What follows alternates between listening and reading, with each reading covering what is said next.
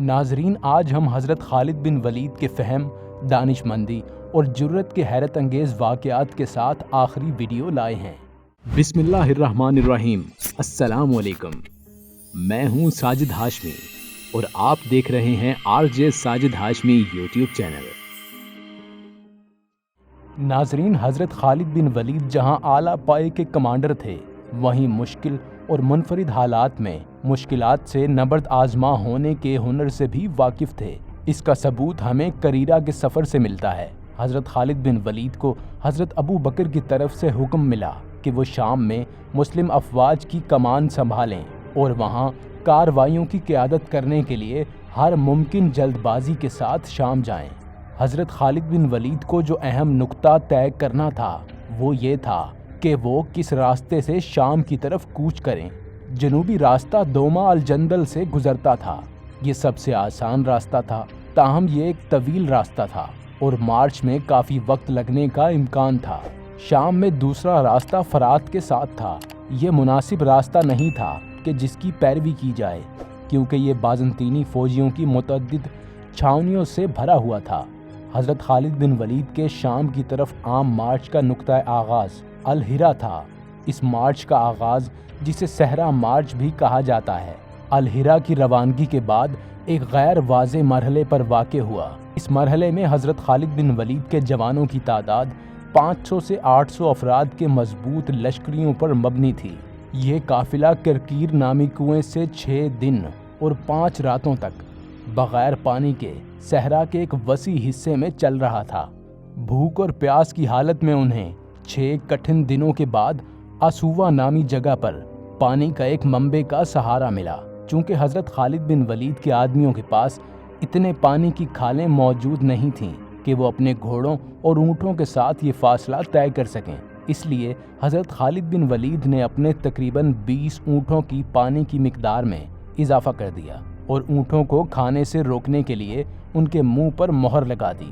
مارچ کے ہر دن آپ نے کئی اونٹ ذبح کیے تاکہ ان کے لشکر میں موجود لوگ اونٹوں کے پیٹ میں جمع پانی پی سکیں۔ اونٹوں کو پانی کے ذخیرے کے طور پر استعمال کرنا اور صوبوں میں پانی کے منبع کا پتہ لگانا حضرت خالد بن ولید کی دانش مندی کا منہ بولتا ثبوت ہے۔ ناظرین، حضرت خالد بن ولید کی نڈر صفت کو جانتے ہوئے حضور پاک صلی اللہ علیہ وآلہ وسلم نے انہیں مکہ میں سب سے مشکل کام کو پایۂ تکمیل تک پہنچانے کی ذمہ داری دی۔ فتح مکہ کے فوراً بعد حضور پاک صلی اللہ علیہ وآلہ وسلم نے ایسے کاموں میں مہمات بھیجنا شروع کیں جن کا مقصد اسلام سے پہلے کے طریقوں کی یاد دلانے والی آخری علامتوں کو ختم کرنا تھا۔ آپ صلی اللہ علیہ وآلہ وسلم نے رمضان المبارک 8 ہجری میں حضرت خالد بن ولید کو نخلا نامی جگہ پر بھیجا، جہاں العزا نامی دیوی کا ایک بت تھا۔ اس بت کی قریش اور کنانہ قبائل پوجا کرتے تھے اور یہ بت بنو شیبان کے متولیوں کی حفاظت میں تھا۔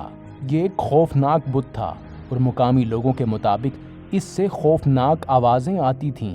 یہی وجہ ہے کہ جب مکہ میں تمام بتوں کو ڈھا دیا گیا تو بھی کسی کی جرت نہ ہوئی کہ اس بت کو توڑا جائے، کیونکہ لوگ سمجھتے تھے کہ اگر کسی نے بھی اس بت کو ڈھیر کرنے کی کوشش کی تو اس میں ایسی طاقت موجود ہے جو ان کو نقصان پہنچا سکتی ہے۔ عزا ایک شیطان تھی جو نخلا کی وادی میں اکثر 3 درخت لگاتی تھی۔ جب رسول اللہ صلی اللہ علیہ وآلہ وسلم نے مکہ پر قبضہ کیا تو آپ نے خالد بن ولید کو یہ کہہ کر روانہ کیا کہ نخلا کی وادی میں جاؤ، وہاں تمہیں 3 درخت ملیں گے، پہلے درخت کو کاٹ دو۔ حضرت خالد بن ولید بغیر خوف و خطر کے 30 گھڑ سواروں کی قیادت کرتے ہوئے موقع پر پہنچے۔ حضرت خالد بن ولید نے جا کر پہلے درخت کو کاٹ دیا۔ واپسی پر حضور پاک صلی اللہ علیہ وآلہ وسلم نے ان سے پوچھا کہ کیا تم نے وہاں کچھ دیکھا ہے؟ حضرت خالد بن ولید نے جواب دیا اور کہا نہیں۔ نبی پاک صلی اللہ علیہ وآلہ وسلم نے انہیں واپس آنے اور دوسرا درخت کاٹنے کا حکم دیا۔ انہوں نے جا کر اسے کاٹ دیا۔ واپسی پر آپ صلی اللہ علیہ وآلہ وسلم نے ان سے دوسری بار پوچھا کہ کیا تم نے وہاں کچھ دیکھا ہے؟ حضرت خالد بن ولید نے جواب دیا کہ نہیں۔ اس کے بعد نبی کریم صلی اللہ علیہ وآلہ وسلم نے انہیں واپس جانے اور تیسرے درخت کو کاٹنے کا حکم دیا۔ جب حضرت خالد بن ولید جائے وقوعہ پر پہنچے تو انہوں نے ایک حبشی عورت کو پایا جس کے بال بکھرے ہوئے تھے اور اس کے ہاتھ اپنے کندھے پر رکھے ہوئے تھے۔ وہ اپنے دانت پیس رہی تھی۔ اس کے پیچھے دوبیہ السلمی کھڑی تھی جو اس وقت الازہ کی وارڈن تھی۔ عورت کی طرف متوجہ ہو کر انہوں نے ایک ضرب لگائی جس سے اس کا سر 2 حصوں میں کٹ گیا، وہ ریزہ ریزہ ہو گئی۔ اس کے بعد انہوں نے درخت کاٹ کر دوبیہ کی وارڈن کو ختم کر دیا۔ اس کے بعد وہ نبی کریم صلی اللہ علیہ وآلہ وسلم کے پاس واپس آئے اور انہیں اپنے کارنامے کی خبر دی تو آپ صلی اللہ علیہ وآلہ وسلم نے فرمایا کہ وہ عزا تھی، بے شک اس کی پھر کبھی عبادت نہیں کی جائے گی۔ ناظرین، جنگ موتا کے موقع پر حضرت خالد بن ولید کی اسٹریٹجک اپروچ مزید دیکھنے میں آئی۔ جب 3000 جنگجوؤں کو 2 لاکھ بازنطینی دشمنوں کا سامنا تھا، حضرت خالد بن ولید رضی اللہ تعالیٰ عنہ نے شام سے پہلے کمانڈرشپ کا فریضہ انجام دیا۔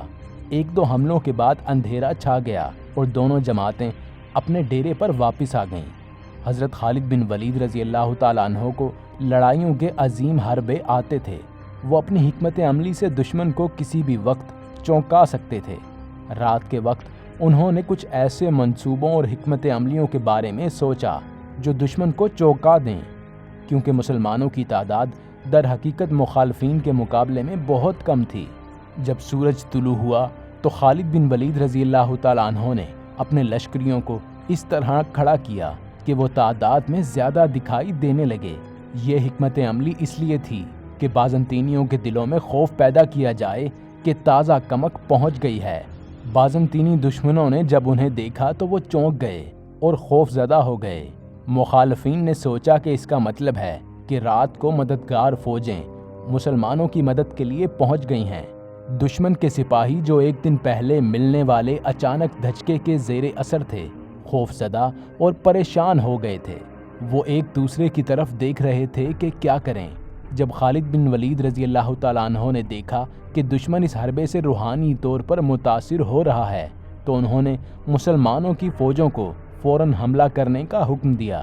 انہوں نے حملہ کر کے دشمن کو تتر بتر کر دیا۔ اللہ کے کلمے کو بلند کرنے کی راہ میں کھینچی گئی تلواروں نے دشمن کے لشکر کو بہت زوردار مات دی۔ دشمن کی بظاہر شاندار فوج کو بھاگنا پڑا۔ وہ اسلامی فوج کا مقابلہ کرنے کی ہمت نہ کر سکے۔ یہ ان کے لیے ایک بہت بڑی شکست تھی۔ مسلم فوج نے ایک روشن فتح حاصل کرتے ہوئے وقار اور عظمت کے ساتھ مدینہ واپسی کا سفر کیا۔ جو لشکر آ رہا تھا وہ زید رضی اللہ تعالیٰ عنہ کا لشکر نہیں تھا، بلکہ حضرت خالد بن ولید رضی اللہ تعالیٰ عنہ کا لشکر تھا، جسے حضور پاک صلی اللہ علیہ وآلہ وسلم نے سیف اللہ یعنی اللہ کی تلوار کا نام دیا تھا۔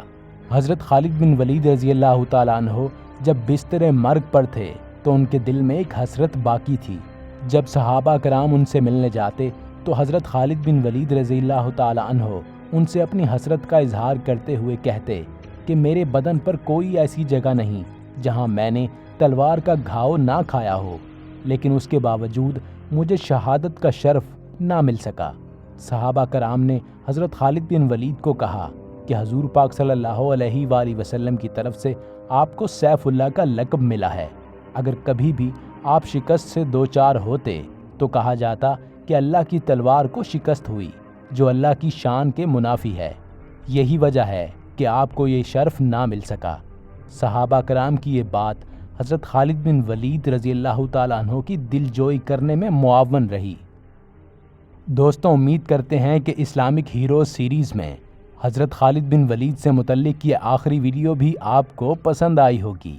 اگر ویڈیو پسند آئی ہو تو براہ مہربانی اپنی محبت کا ثبوت دیتے ہوئے ہمارے چینل کو سبسکرائب کیجیے اور بیل آئیکن کو ضرور پریس کیجیے گا تاکہ ہماری آنے والی ہر نئی ویڈیو کی اپڈیٹ آپ تک پہنچ جائے۔